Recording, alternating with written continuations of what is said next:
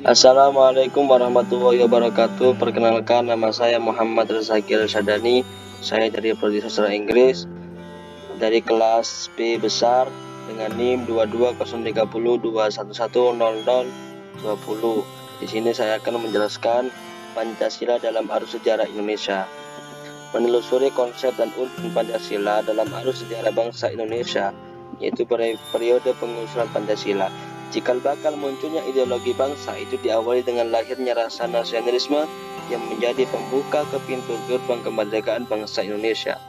Ahli sejarah Kartono Sartoyurjo, sebagaimana yang dikutip oleh Mukhtar Prabotinggi dalam artikelnya yang berjudul Pancasila sebagai Modal Rasionalitik Politik, menjelaskan bahwa benih nasionalisme sudah tertanam kuat dalam perhimpunan Indonesia yang sangat menekankan solidaritas dan kesatuan bangsa. Perhimpunan Indonesia mengimbau agar segenap suku bangsa bersatu teguh menghadapi penjajahan dan keterjajahan. Kemudian disusul dengan lahirnya Sumpah Pemuda pada tanggal 28 Oktober 1928 merupakan momen-momen perumusan diri bagi bangsa Indonesia. Perlu kita ketahui bahwa perumusan Pancasila itu pada awalnya dilakukan dalam sidang BPUPKI pertama yang dilaksanakan pada 29 Mei sampai 1 Juni 1945. BPUPKI dibentuk oleh pemerintahan Jepang pada 29 April 1945 dengan jumlah anggota 60 orang. Badan ini diketuai oleh Dr. Andos Rajiman Bojaniningrat yang didampingi oleh 2 orang ketua muda atau wakil ketua, yaitu Raden Panji Suroso dan Ichi Bangase, orang Jepang. BPUPKI dilantik oleh Letjen Kumachiki Harada, Panglima Tentara ke-16 Jepang di Jakarta. Dan pada 28 Mei 1945, setelah dilantik pada 29 Mei 1945, dimulailah sidang yang pertama dengan materi pokok pembicaraan dasar negara. Siapa saja tokoh-tokoh yang berbicara dalam sidang BPUPKI tersebut? Menurut sejarah diketahui bahwa sidang tersebut menampilkan beberapa pembicara, yaitu Mr. Muhammad Yamin, Insinyur Soekarno, Ki Bagus Hadikusumo, dan Mr. Supomo. Keempat tokoh tersebut menyampaikan usulan tentang dasar negara menurut pandangannya masing-masing.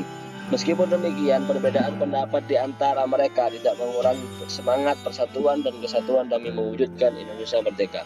Sikap toleransi yang berkembang di kalangan para pendiri negara seperti inilah yang seharusnya perlu diwariskan pada generasi berikut termasuk kita.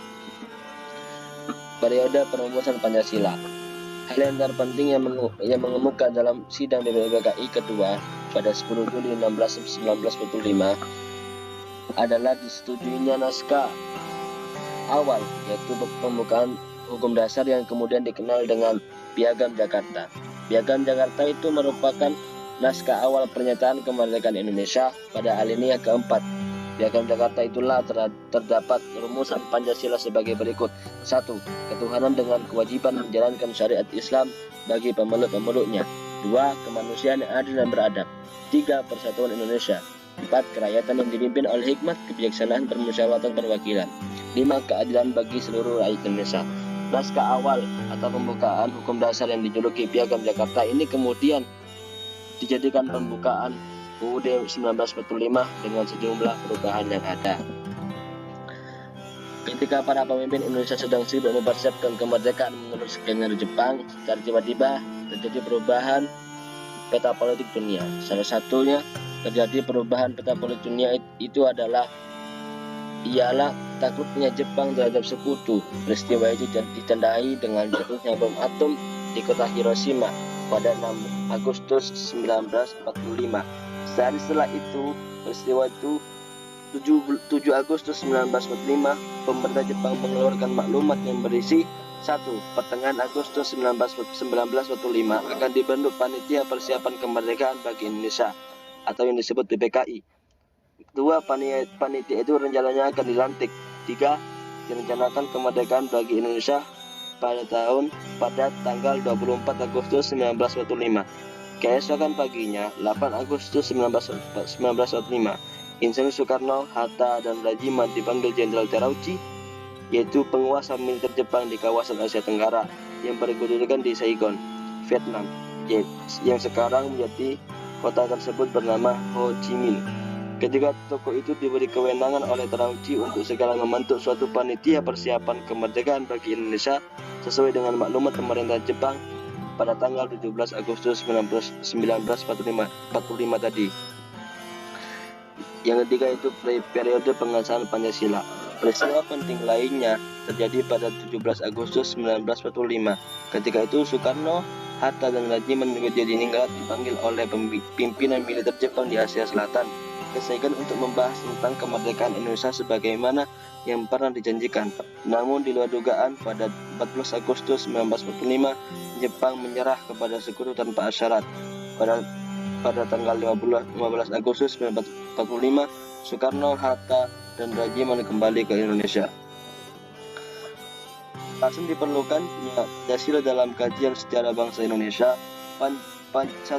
Pancasila sebagai identitas bangsa Indonesia. Sebagaimana kita ketahui bahwa setiap bangsa manapun di dunia ini memiliki identitas masing-masing yang sesuai dengan latar belakang budayanya masing-masing. Budaya merupakan proses cipta, rasa, dan karsa yang perlu dikelola dan dikembangkan secara terus-menerus. Budaya dapat membentuk identitas suatu bangsa melalui proses inkulturasi dan akulturasi. Pancasila sebagai identitas bangsa Indonesia merupakan konsekuensi dari proses inkulturasi dan akulturasi tersebut. Kebudayaan itu sendiri mengandung banyak pengertian dan definisi. Salah satu definisi kebudayaan ialah sebagai berikut. 1. Yaitu suatu desain untuk hidup yang merupakan suatu perencanaan, dan sesuai dengan perencanaan itu masyarakat mengadaptasikannya dirinya terhadap lingkungan fisik, sosial, dan gagasan. Sastra Prateja 1991 194. Pancasila sebagai yang kedua yaitu Pancasila sebagai kepribadian bangsa Indonesia. Artinya nilai-nilai ketuhanan, kemanusiaan, persatuan, kerakyatan, dan keadilan diwujudkan dalam sikap mental dan tingkah laku serta amal perbuatan. Yang ketiga, Pancasila sebagai pandangan hidup bangsa Indonesia. Artinya apa? Artinya nilai-nilai ketuhanan, kemanusiaan, persatuan, dan kerakyatan dan keadilan diyakini akan kebenarannya. Yang keempat, Pancasila adalah sebagai jiwa bangsa. Dan yang kelima, Pancasila sebagai perjanjian luhur. Menggali sumber historis, sosiologis, politis tentang Pancasila dalam kajian sejarah bangsa Indonesia. 1. Sumber historis nilai-nilai Pancasila sudah ada dalam adat istiadat, kebudayaan, dan agama yang berkembang dalam kehidupan bangsa Indonesia sejak zaman kerajaan dahulu. Sumber sosiologis nilai-nilai Pancasila yakni ketuhanan, kemanusiaan, persatuan, kerakyatan, dan keadilan secara sosiologis telah ada dalam masyarakat Indonesia sejak dahulu hingga sekarang. Yang ketiga, sumber politis Pancasila. Sebagaimana telah diketahui bahwa nilai-nilai dasar yang terkandung dalam Pancasila bersumber dan digali dari lokal wisdom, budaya, dan pengalaman bangsa Indonesia, termasuk pengalaman dalam berhubungan dengan bangsa-bangsa lain. Membangun argumen tentang dinamika dan tantangan Pancasila dalam kajian sejarah bangsa Indonesia. 1. Argumen tentang dinamika dalam sejarah bangsa Indonesia. Dinamika Pancasila dalam sejarah bangsa Indonesia diperlihatkan adanya pasang surut dalam pemahaman dan pelaksanaan nilai-nilai Pancasila. Yang kedua, argumen tentang tantangan terhadap Pancasila dalam kehidupan berbangsa dan bernegara. Salah satunya adalah meletakkan nilai-nilai Pancasila tidak dalam posisi sebenarnya, sehingga nilai-nilai Pancasila menyimpang dari kenyataan hidup berbangsa dan bernegara. Ini mendeskripsikan esensi dan urgensi Pancasila dalam kajian sejarah bangsa Indonesia untuk masa depan. 1. Esensi Pancasila dalam kajian sejarah bangsa Indonesia pada hakikatnya filosofis, Grossleck dan Welton Strong. Yang kedua, urgensi Pancasila dalam kajian sejarah pada 1 Juni 2008 menunjukkan bahwa pengetahuan masyarakat tentang Pancasila merosot secara tajam, yaitu 48,4% responden berusia 17 sampai 29 tahun tidak mampu menyebutkan sila-sila Pancasila secara benar dan lengkap. Yang terakhir itu rangkuman tentang pengertian dan pentingnya Pancasila dalam kajian sejarah bangsa Indonesia. Yang 1. Pancasila merupakan produk otentik pendiri negara Indonesia atau yang disebut The Founding Fathers. Yang kedua, nilai-nilai Pancasila bersumber dan digali dari nilai-nilai agama, kebudayaan, dan adat istiadat. Yang ketiga, Pancasila merupakan pandangan hidup bangsa dan dasar filsafat kenegaraan. Sekian dari saya. Wassalamualaikum warahmatullahi wabarakatuh.